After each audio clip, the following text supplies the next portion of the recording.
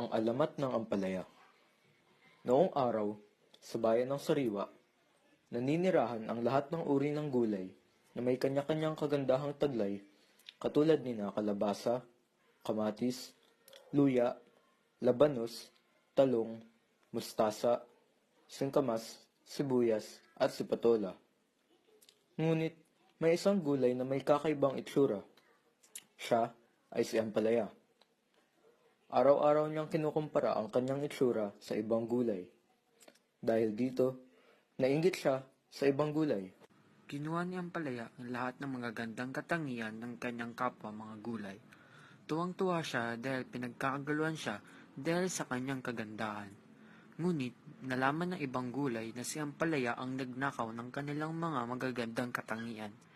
Dinala ng mga gulay si Ampalaya sa diwata ng lupain. Dahil dito, nabalik ang mga magagandang katangian sa mga gulay. Ngunit, hindi lang ito ang ginawa ng diwata. Makalipas ang ilang linggo, nagsimulang kumulubot ang balat ni Ampalaya. Nag-away-away ang mga gulay sa loob ng kanyang katawan at naghalo-halo ang lasa ng iba't ibang gulay, kaya naging kulubot ang balat at naging mapait ang lasa ni Ampalaya.